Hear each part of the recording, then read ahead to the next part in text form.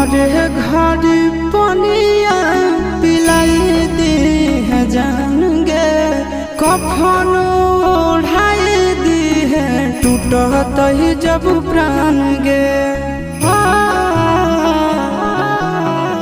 मोरे घर पनिया पिलाई दी है जान गे, कफन ओढ़ाई दी है टूटत ही जब प्राण गे। हगे हमारा से तोरा जाती प्यार होता भेंट सक छात कर लगे।